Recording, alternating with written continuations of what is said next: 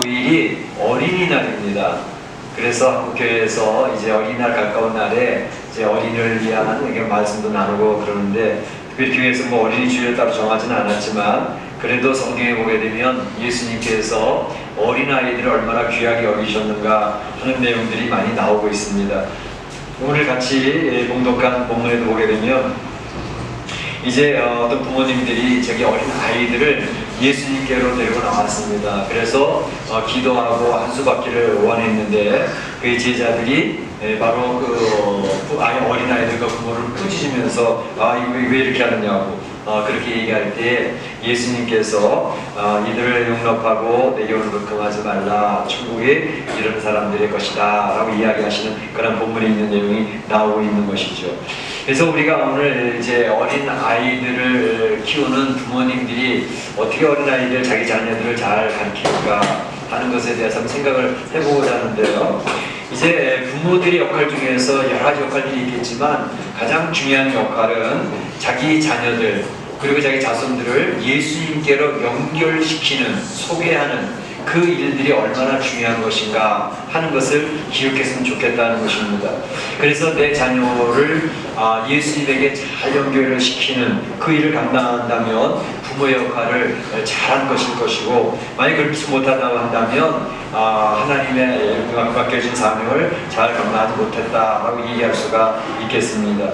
이제 자녀들을 예수님께로 잘 연결을 시켜서 예수님을 소개하게 되어지면 정말 그 자녀들이 이 세상에서 성공적으로 살아갈 수 있고 가치 있게 살아갈 수가 있겠습니다. 그러나 예수님 없이 이 세상을 살아간다면 이제 이 세상의 삶이 고달프고 힘들다는 것을 알면서 의지할 자를 찾지 못하기 때문에 굉장히 공고한 삶을 살 수밖에 없다는 것입니다. 오늘 우리 살아가는 그 세계 역사에도 보게 되면 예수님을 알던 자녀들, 그 자손들은 하나님 앞에 얼마나 큰 축복을 받았는가 하는 것들이 많이 소개되고 있습니다. 그런가 하면 하나님을 모르고 살았던 사람들의 자손들은 얼마나 힘들게 열매 없이 살았는가 하는 것들을 이야기하는 것이 많거든요. 그래서 잠깐 소개를 하려고 하는데, 우선 하나님을 알고 하나님 안에서 축복받은 가문을 한 가정 소개를 하려고 합니다. 여러분 혹시 기억하실지 모르지만 조나단 에드워드라는 분이 있습니다. 이 조나단 에드워드는 18세기 1700년대 초반에 이제 미국의 청교도로 오셔서 이 하나님의 신앙을 중심으로 해서 하나님 앞에 영광 돌렸던 그런 귀한 인물입니다. 우리 기독교 안에서도 이제 이 청교도 정신을 확장시키고 또 신학적으로도 귀한 일들을 했던 그런 분인데, 이 조나단 에드워드라는 분은 주님을 굉장히 사랑했던 분입니다. 그래서 그의 아내를 얻을 때에도 신앙이 있는 아내를 얻으려고 굉장히 애를 썼고, 그래서 신앙이 있는 아내를 얻어서 그 가정을 이끌어가는데 결혼 초기부터 기독교적인 원리, 성경 원리에 의해서 자녀들을 키우려고 하는 것에 온 힘을 다 기울였던 것을 볼 수가 있습니다. 그래서 그 가정이 하나님 앞에 축복을 받았는데, 또 그와 아주 비교가 되어지는 그의 친구가 있었습니다. 뉴 잉글랜드 지역에서 이제 그렇게 살고 있었는데, 같은 동네에 조나단 에드워드와 친구였던 맥스 듀크라고 하는 친구가 있는데, 이 친구도 처음에는 신앙생활을 하는 것처럼 보였지만 결혼할 때에 신앙이 없는 여인과 결혼을 했고, 그리고 그 신앙 없는 여인과 결혼하다가 결국은 자기도 신앙을 저버리고 이 세상 사람처럼 그냥 쭉 살아갔다는 것이죠. 근데 어떤 사람이 이 두 가문을 연구를 했습니다. 그래서 발표를 했는데, 조나단 에드워드의 자손들과 그 가문이 어떻게 되어졌는가, 또 그의 친구였던 신앙 없이 살았던 맥스와 그의 자손들과 가문들이 어떻게 되어졌는가, 그것들을 쭉 해가지고 조사해 놓은 것이 있는데 이렇게 되어 있습니다. 조나단 에드워드는 한 617명의 후손들을 두고 있었는데, 그의 자손들 중에는 대학 총장을 지냈던 사람이 12명이 있었고, 교수가 75명이 나왔고, 의사가 60명이 나왔고, 성직자가 100명이 있었고, 변호사가 100명이 있었고, 판사가 30명이 있었고, 하원 의원이 3명이 있었고, 상원 의원이 1명이 있었고, 그리고 미국의 부통령을 1명을 배출했던 그런 집안이 되어졌다, 이렇게 얘기합니다. 그러니까 주님을 중심으로 해서 신앙적인 성경 원리에 의해서 자녀들을 가르치려고 애를 썼던 그 가문의 열매들이 이와 같이 참 많은 사람들의 존경을 받는 또 귀한 영향력을 미치는 그러한 삶을 사는 가문이 되어졌다라는 것을 이야기합니다. 그러면 그의 친구였던 맥스 듀크라고 하는 사람의 자녀들은 어떻게 되었을까? 이렇게 비교를 하는데 맥스 듀크라고 하는 사람의 자손은 1292명이 후손을 두었는데 유아로 사망, 태어나자마자 일찍 죽은 아이들이 309명, 또 그리고 홈리스 피플이라고 그러죠. 쉽게 얘기하면 거지들입니다. 거지들이 310명, 그리고 불구자로 산 사람이 440명, 그리고 매춘부, 여자들 중에서 매춘부가 된 사람들이 50명이 있었고, 도둑이 60명이 있었고, 이건 다 잡혀가지고 기록이 나왔던 그런 도둑들입니다. 또 살인자가 70명, 그리고 그냥 그저 그렇게 살았던 사람이 53명. 이렇게 해서 하니까 두 가문의 비교가 너무 완연하게 나타났다는 것이죠.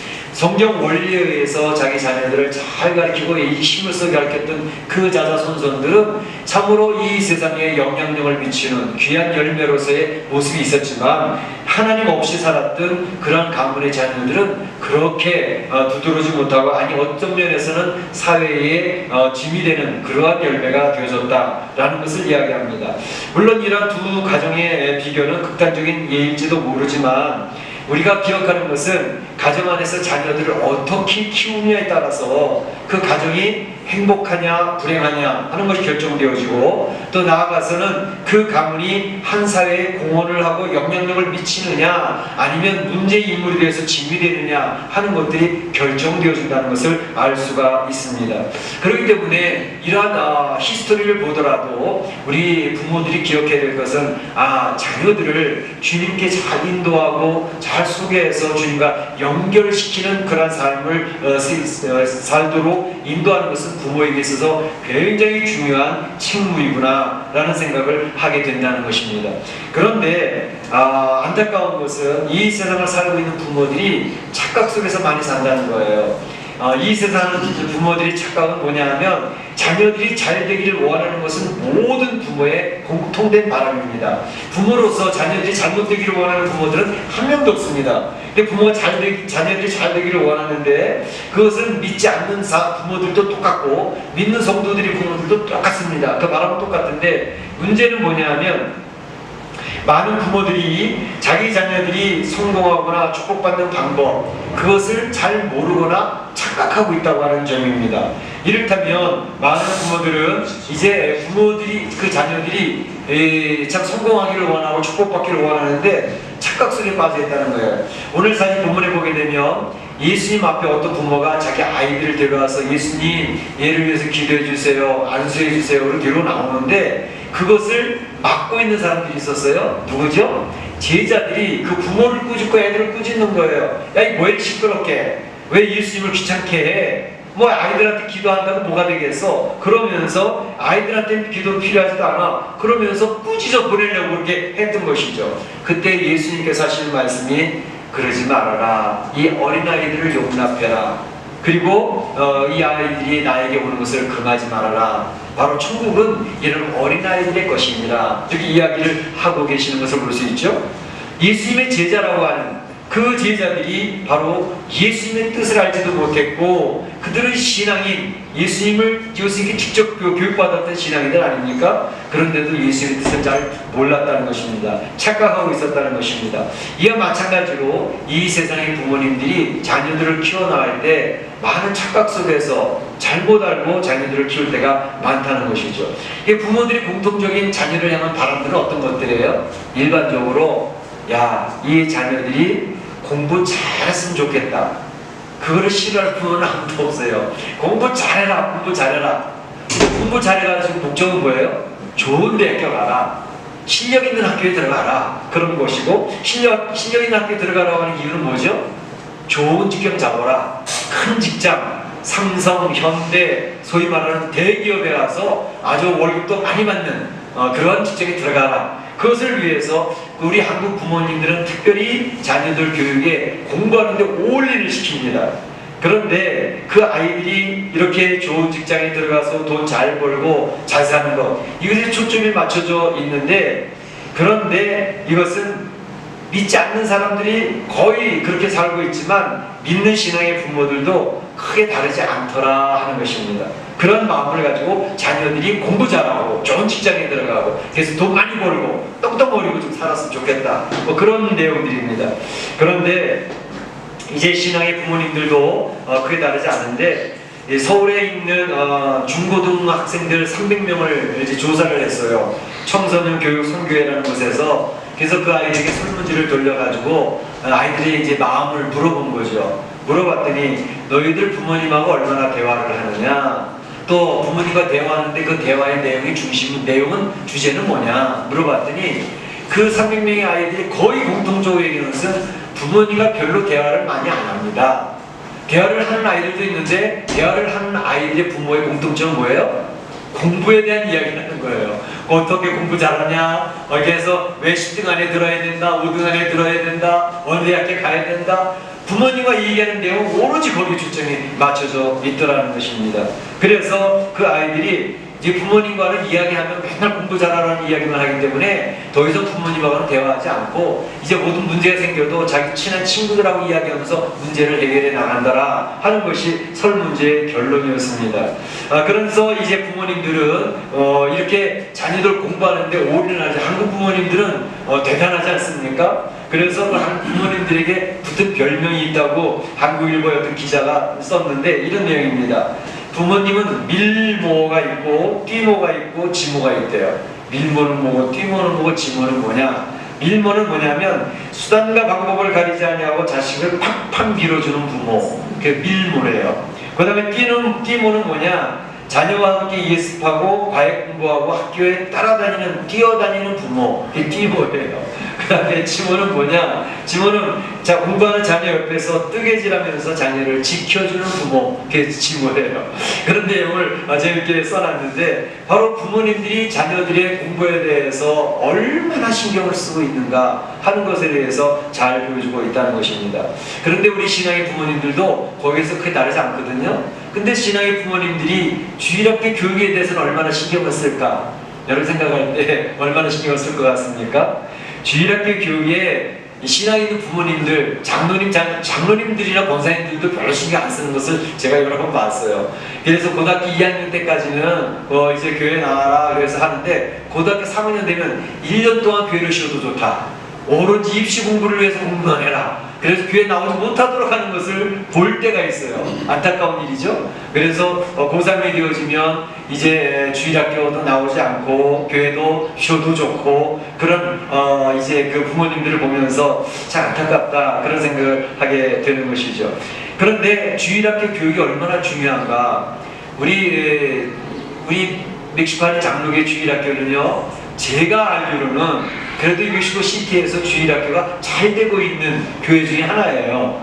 그래서 우리 주일학교 아이들이 여기서 말씀으로 잘 공부하고 있고 잘 되어지고 있는데 우리 주일학교의 그 부모님들이 얼마나 우리 주일학교에 대해서 관심을 기울였는지 그거는 저는 약간 좀 퀘스천이 있어요. 이를테면 우리 주일학교에 나의 아이의 담임 선생님이 누군지 아는 부모들이 얼마나 있을까 그런 생각을 해봐요. 또 우리 영어부 교사는 누구고 영어부 담당은 누구고 유치부의 교사들은 누군지 아동부 교사는 누군지 아는 성도님들이 몇 분이나 있을까 그런 생각을 해보게 되는 거예요. 그래서 주일학교에 자녀를 보내는 우리 부모님들이 우리 유치부 부장님은 누구, 우리 아동부 부장님은 누구, 유치부 교사는 누구, 유치부 아동부 교사는 누구 이런 정도는 알고 좀 기도도 하고 좀 그랬으면 좋겠다 그런 생각을 해보게 되는 거죠. 특별히 5월달에는 왜 어린이날도 있고 또 어버이날도 있고 또 하나가 있어요. 무슨 날이 있죠?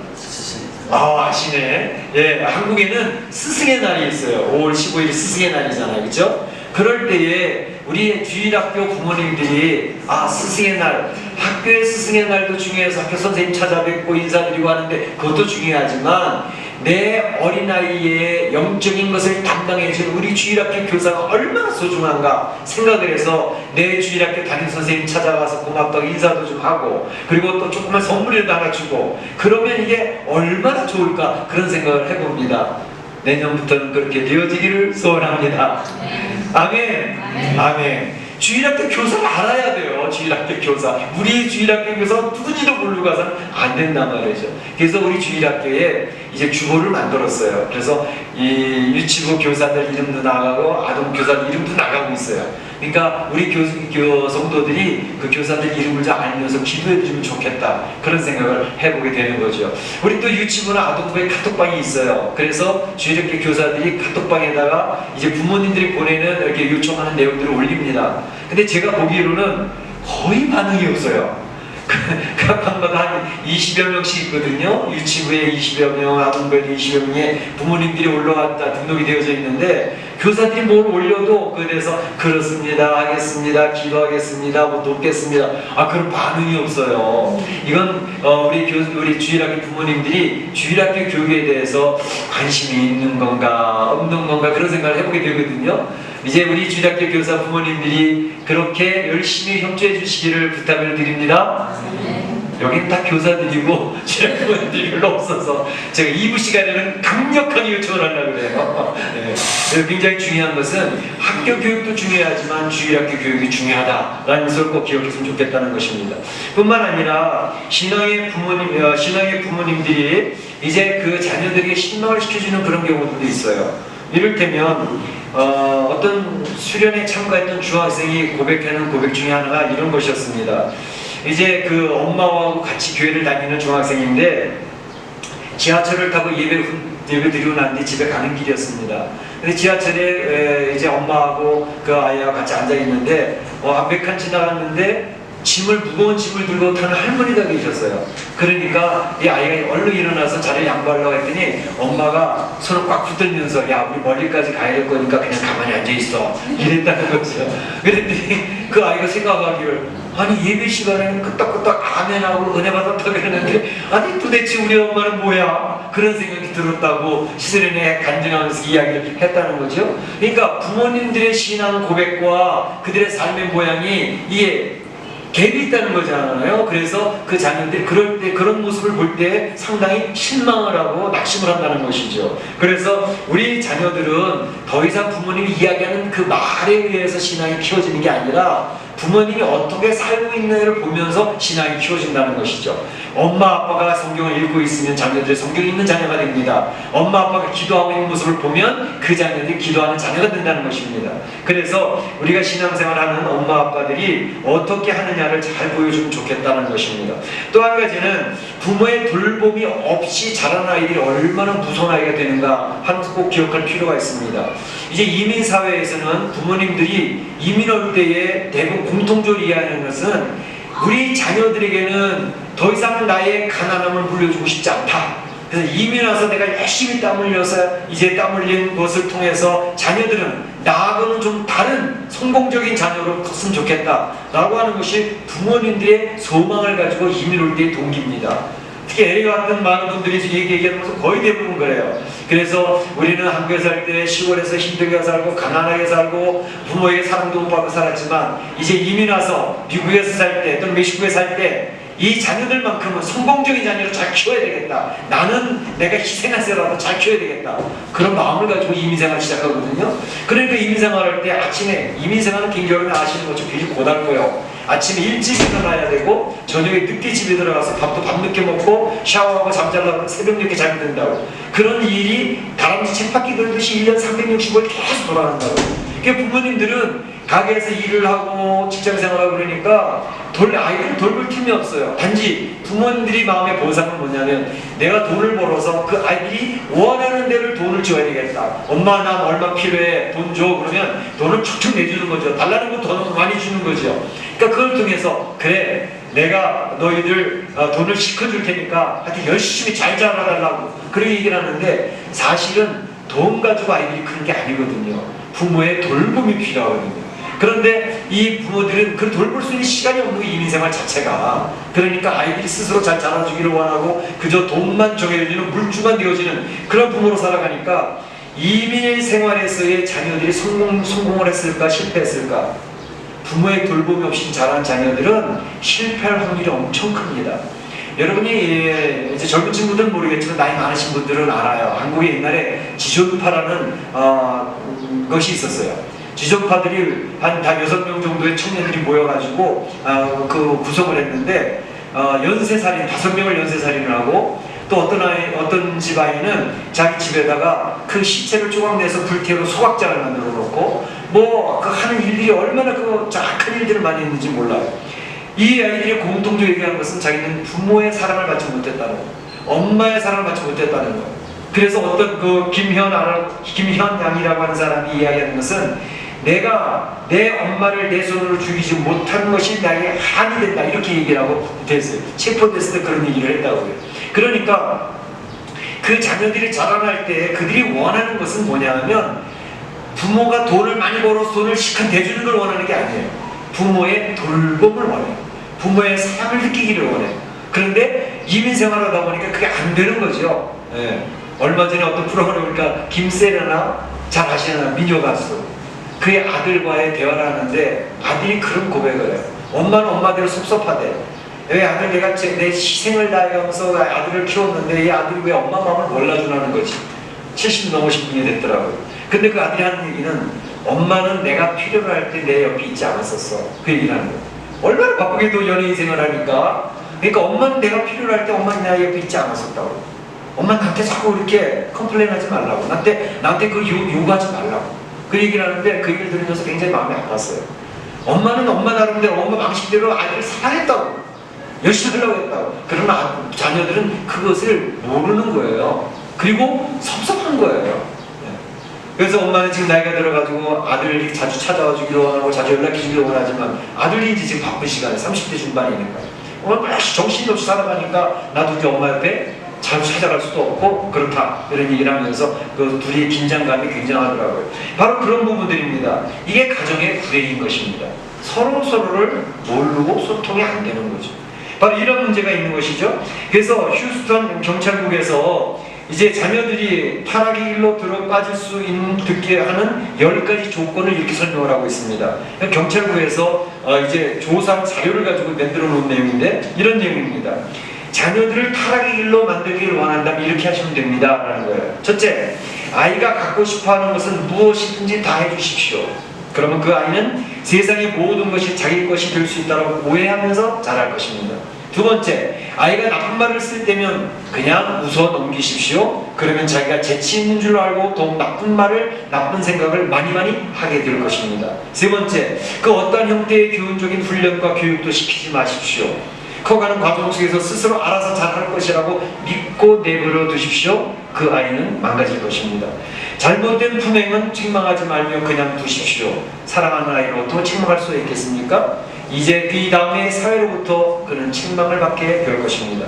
다섯 번째, 아이가 어질러 놓은 침대, 옷, 신발 등을 모두 정돈해 주십시오. 그러면 자기의 책임을 다른 사람에게 전가해버리는 책임지지 않는 사람이 될 것입니다.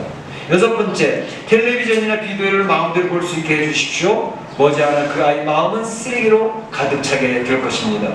일곱 번째, 아이들 앞에서 부부나 가족들이 싸우는 모습을 자주자주 보여주십시오. 그러면 이 다음에 가정이 깨어져도 눈 하나 깜짝하지 않을 것입니다. 여덟 번째, 달라고 하는데 용돈을 얼마든지 주십시오. 타락의 갈 길을 쉽게 터득하게 될 것입니다.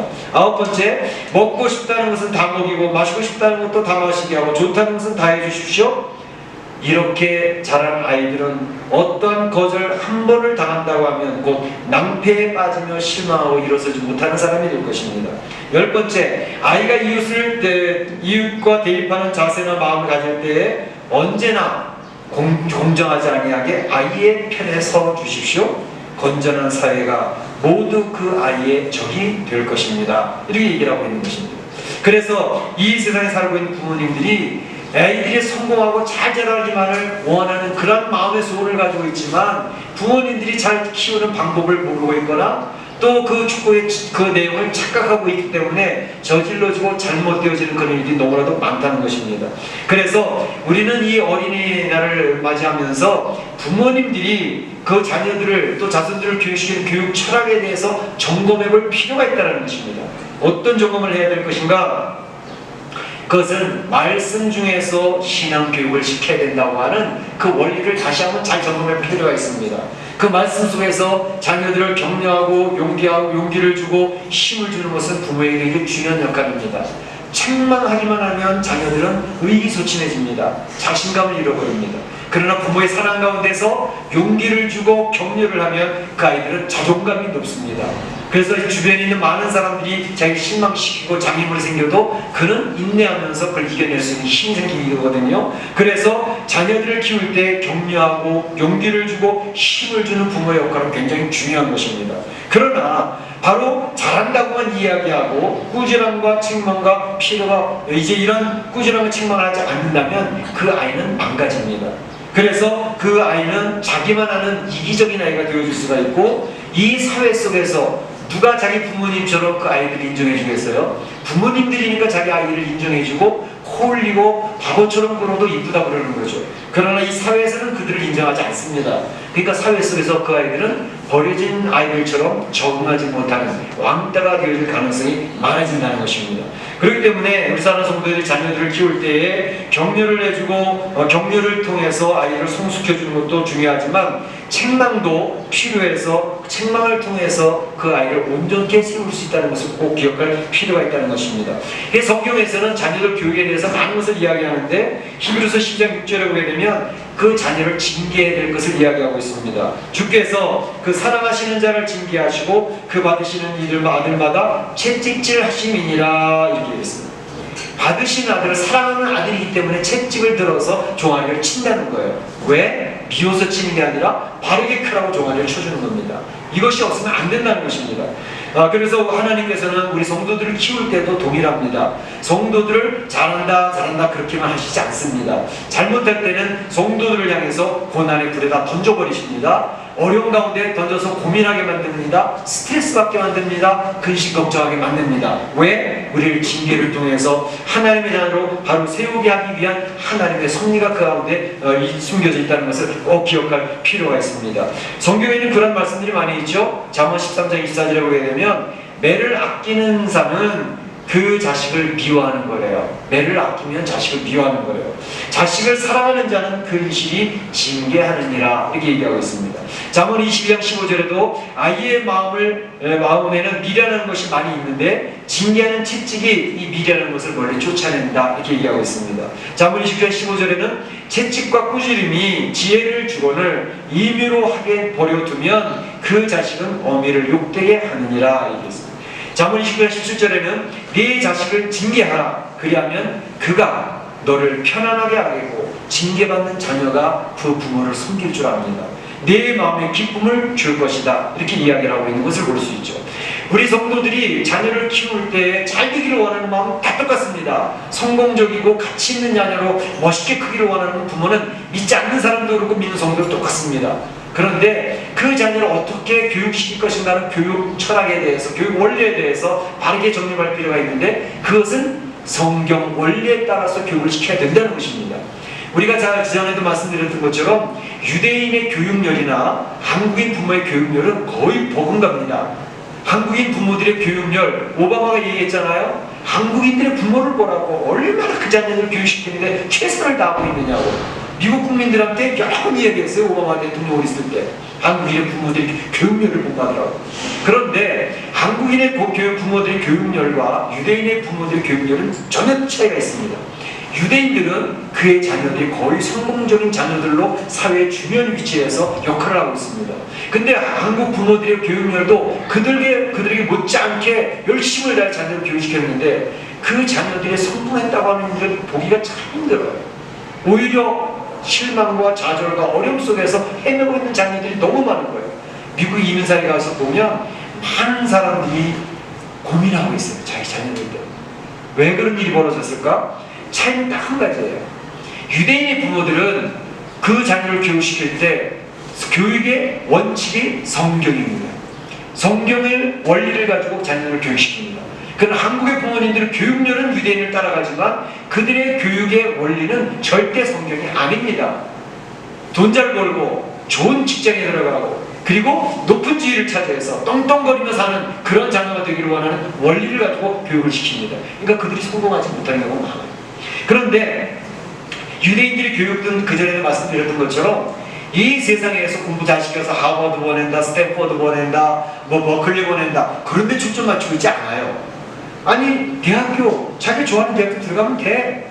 그리고 자기 전공 잘 살려서 가면 돼. 그리고 지식을 집어넣으려고 애를 쓸 필요 없어. 지금 인터넷 시대이기 때문에 클릭 한 번만 하면 내가 알고 싶은 지식은 성경 이 인터넷에 쫙 나오는 가정을 소개하려고 합니다.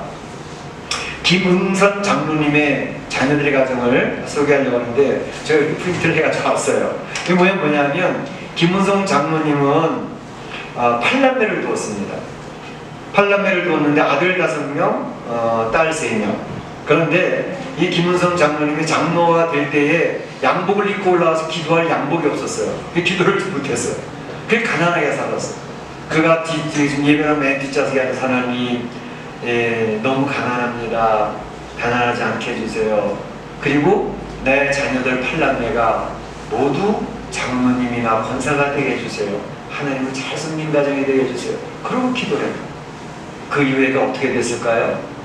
그 5명의 아들들이 모두 장로가 됐습니다. 딸 3명이 모두 권사가 됐습니다.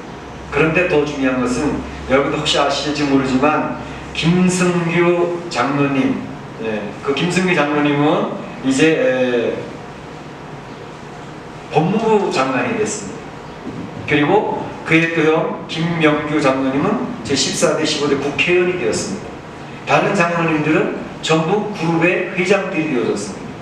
그래서 국가조창위원회 부회장을 맡았고, 그리고 그의 딸들도 모두 권사님이 되어져서 했는데, 그 모든 가정의 자녀들이 이와 같이 그냥 장로도 아니고 하나님을 잘 섬기는 장로로, 또 국가에 이바지할 수 있는 그런 위치에서 또 일을 하고, 그리고 이렇게 귀한 일을 했는데, 그 교육 철학에 대해서 이야기하는 게 뭐냐면, 제가 오늘 주보의 뒤에도 묵상하는 길에 그분의 가정에 대해 오늘 실어놨습니다. 기도의 힘으로 사는 가정, 그렇게 해서.